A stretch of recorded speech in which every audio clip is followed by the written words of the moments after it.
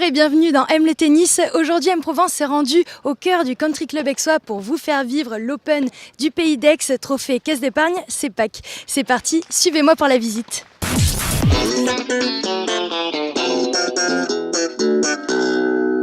Et on se retrouve sur la terrasse de M-Provence en compagnie d'Arnaud Clément, directeur de ce tournoi. Arnaud Clément, bonjour et merci d'avoir accepté notre interview.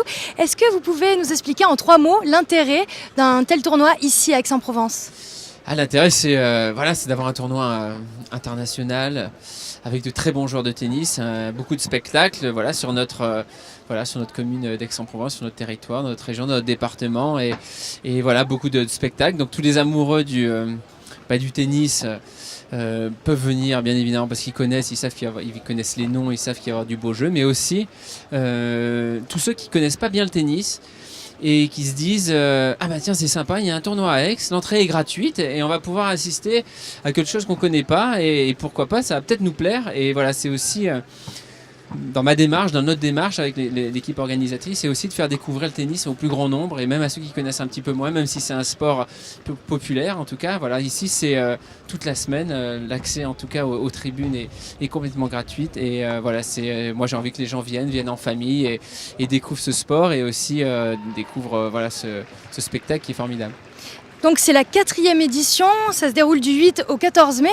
Il y a eu une montée en gamme, hein. Pouvez-vous nous parler du plateau justement que vous proposez ? Oui, c'est notre volonté en fait. C'est la 4e édition cette année et on a eu cette volonté vraiment d'essayer de monter en prestations chaque année. On a réussi jusqu'à présent, on en est très heureux, un petit peu fiers même. Et donc cette année on a 6 joueurs dans les 100 premiers.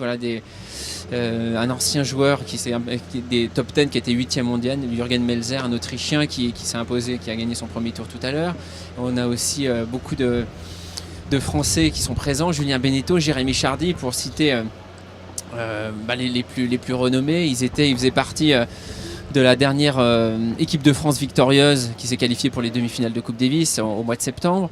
On a aussi des jeunes Français, Quentin Alice, Mathias Bourg, Corentin Moutet.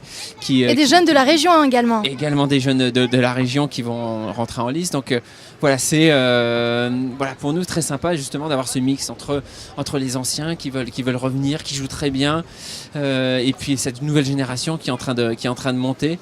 Et c'est pour ça que il va y avoir aussi beaucoup de confrontations de style et c'est pourquoi il va y avoir du spectacle. Il va y avoir du spectacle. Ouais. Et pourquoi c'est important pour un tennisman un tournoi challenger ?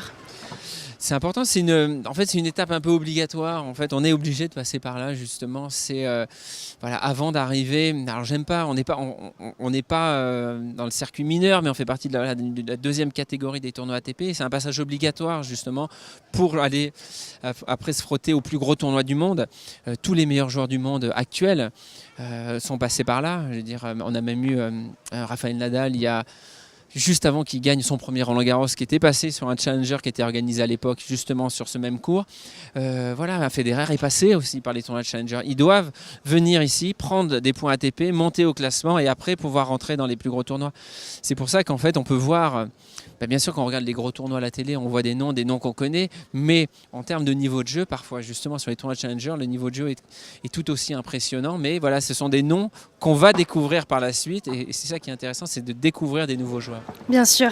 Alors le Country Club aixois, c'est là où on est, c'est votre club de cœur. Est-ce que vous pouvez nous parler de ce lieu qui accueille votre événement ? Oui, bien sûr, c'est complètement mon club de cœur. C'est le club où j'ai grandi, c'est là où j'ai commencé à jouer au tennis.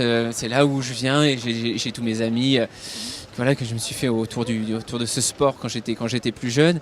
Et c'est vrai que j'aurais sans doute pas eu la même énergie à organiser un tournoi ailleurs que chez moi. Je me suis dit, quand je viens ici, je me sens pas dans un club de tennis, je me sens vraiment chez moi.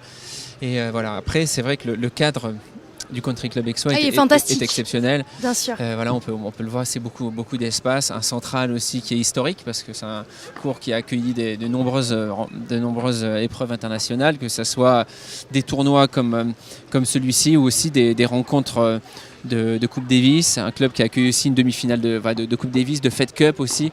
Donc il y a eu beaucoup depuis les années 70, beaucoup de grands événements ici. Donc quelque part, ça faisait un moment qu'il n'y en avait pas eu. Donc on avait à cœur aussi avec Bernard Friss au début, et puis l'équipe a grandi un petit peu après. On se dit on va remonter quelque chose ici. Pourquoi c'est important pour la région d'accueillir un tel événement?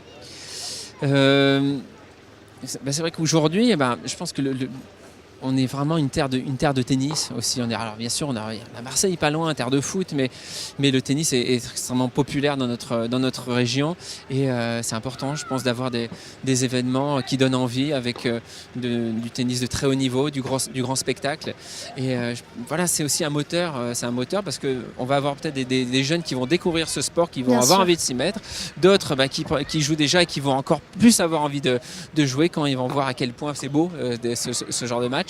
Et voilà, alors on est complètement complémentaires. On a l'Open 13 qui est sur dur, auquel on ne se compare pas, qui est un tournoi bien sûr qui est plus gros que le nôtre, mais dans la région aujourd'hui, il n'y a pas plus gros que nous sur terre battue. Donc voilà, on est content de pouvoir offrir ce spectacle encore une fois.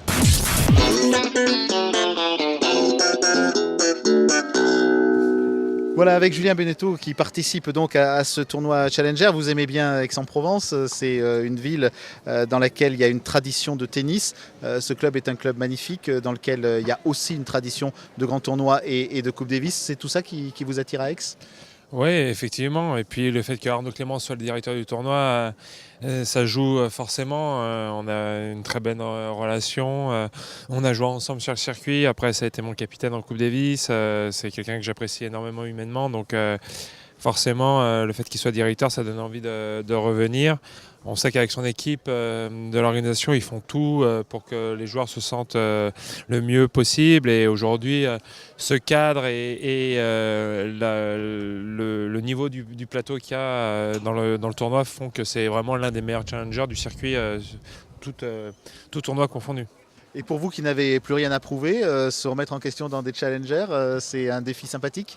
Oui, mais comme je viens de le dire, ici, il n'y a aucune condition qui ressemble à un challenger. On est plus proche d'un TP250 que d'un challenger. Donc, jouer sur un beau cours comme celui-ci, avec du public, avec des amis. Je suis venu un petit peu en famille, moi aussi, cette semaine. Donc, c'est vraiment que du bonheur. Et j'espère avoir vraiment de bonnes sensations, m'accrocher et aller plus loin que l'année dernière. Le niveau est assez extraordinaire cette année. Ouais, je suis vraiment agréablement surpris. C'est dur pour nous les joueurs, mais je suis content quelque part pour l'organisation du tournoi qui font beaucoup d'efforts. Ils ont augmenté le prize money. Je sais que voilà, les partenaires répondent présents et c'est hyper important. Et aujourd'hui, ils sont récompensés avec un tableau d'une qualité vraiment exceptionnelle pour un challenger. Avec une grosse relève aussi du tennis français, des gens dont on espère qu'ils vont percer, comme vous avez pu le faire vous. Qu'est-ce qui manque peut-être aujourd'hui à la nouvelle génération, en dehors de Lucas Pouille, pour marcher sur vos traces ? Je sais pas, et peut-être un peu ils sont toujours en formation, ils travaillent beaucoup, que ce soit Quentin Alice, Mathias Bourg, notamment, ce sont les deux qui sont dans le tableau final, et Maxime Janvier qui vient de perdre. Je pense qu'ils doivent continuer à travailler sur leurs points forts, sur leurs points faibles, être encore plus constants dans les résultats et c'est comme ça qu'ils arriveront à percer au niveau du classement forcément. Comment le tennis évolue, vous qui le connaissez depuis longtemps, vous voyez ça comment par rapport au monde dans lequel nous vivons, la mondialisation, les réseaux sociaux, le fait qu'un match de tennis on ne sait jamais combien de temps ça dure, donc c'est pas évident pour les médias. Enfin, il faut le faire évoluer comment le tennis dans l'avenir ? Évoluer, honnêtement je ne sais pas et je suis un petit peu traditionnaliste on va dire. C'est vrai que c'est compliqué pour les médias parce qu'on ne sait jamais quand est-ce que ça commence, on ne sait pas quand ça termine. Donc on comprend que ce soit difficile. Après, en même temps, quand on veut raccourcir les formats, on s'aperçoit que quand les matchs durent, c'est là où à la télé il y a la meilleure audience et que le public se régale. C'est quand c'est hyper serré, quand il y a un 5e set, quand il y a une vraie bagarre. Ou l'année dernière, moi je me souviens, j'ai pas eu 7-6 au 3e set, au deuxième tour. Bon, les gens, tout le 3e set, il y avait une incertitude et ça allait au bout. Ils étaient super heureux. Si ça avait fait, je sais pas, des sets de 4 jeux et que ça avait terminé en 4-2, 4-2 en 40 minutes, est-ce que ça aurait plu au public ? Pas sûr. Donc c'est très difficile de trouver la bonne formule. Mais en tout cas, je pense que tant que les joueurs donneront le maximum et qu'il y aura des grandes stars comme on a en ce moment sur le circuit, le tennis se portera bien. Et justement, alors, le comeback de Federer, qu'est-ce que ça vous inspire ? C'est tout simplement impressionnant. après 6 mois d'arrêt, ce qu'il a fait de gagner l'Open d'Australie. Et derrière, ça lui a donné une confiance incroyable. Il a gagné une US Miami, il peut se permettre de prendre un énorme break encore. Il ménage son corps, il se fait un calendrier sur mesure. Je pense qu'en ce moment, il est au top. Et je ne sais pas s'il va venir à Roland-Garros, mais je pense qu'à Wimbledon, il sera très dur à battre. Et pour vous, donc, après ce tournoi d'Aix, c'est quoi le programme? Un autre très très beau challenger en France, à Bordeaux, un peu dans un cadre similaire, dans un club historique, à la Villa Primrose. Donc ça fait plaisir que des anciens clubs, entre guillemets comme ça, arrivent à organiser des super événements. Et donc pareil, un bonheur de retourner là-bas la semaine prochaine, mais le plus tard possible, parce que la première des choses, c'est que je veux rester longtemps ici. C'est ce qu'on vous souhaite. Merci beaucoup, Merci Julien. à vous.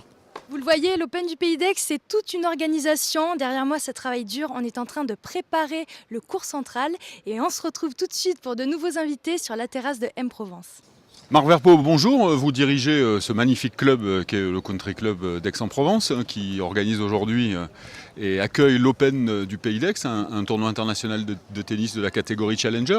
Parmi les nombreux spectateurs qui viennent aujourd'hui assister au premier match, il y en a très peu qui savent que les tournois internationaux de tennis à Aix-en-Provence, c'est une très vieille histoire, puisque le premier tournoi de la raquette d'or a eu lieu, et c'était un tournoi féminin, a eu lieu, si je ne m'abuse, en 1956. Est-ce que vous confirmez? Tout à fait. Après, il y a eu les raquettes d'or ici. Enfin, en 56, c'était pas ici, ça devait être au Clos Cangina, parce que le country, en fait, est né en 62. Donc c'est qu'à partir de 62 qu'on a vu réellement les raquettes d'or ici sur place. Donc vous fêtez vos 55 ans cette année sur place, ici? Et oui, tout à fait. Moi, j'en suis très content, très heureux. Le fait que ce genre de tournoi un peu prestigieux se déroule à Aix-en-Provence, est-ce que ça a un impact positif sur les demandes d'adhésion, sur les jeunes, sur l'école de tennis? Est-ce que c'est important pour un club comme le vôtre d'avoir ce type de tournoi? Ah bah, tout à fait, ça fait rêver. Et puis quel meilleur moyen que de voir tous ces champions pour progresser. Plutôt que de leur parler toute la journée technique, et ben là ils l'ont en direct sur le terrain, ça leur donne envie de faire pareil, puis maintenant de suivre certainement leur aîné Arnaud Clément qui est directeur du tournoi. Arnaud a démarré comme tous les petits jeunes aujourd'hui par l'école de compétition du country. Aujourd'hui, est-ce que dans ce club il y a de futurs Arnaud Clément, de futurs très bons tennismen français, ou tenniswomen aussi? Très difficile à dire, parce qu'on n'a jamais parié sur Arnaud, on n'a jamais cru une seconde qu'il pourrait être fort, et puis il est arrivé quand même numéro 10 mondial. Là aujourd'hui on a pas mal de petits jeunes qui sont bons. Maintenant, est-ce qu'ils vont réellement faire quelque chose? C'est tellement difficile, très dur de le prévoir.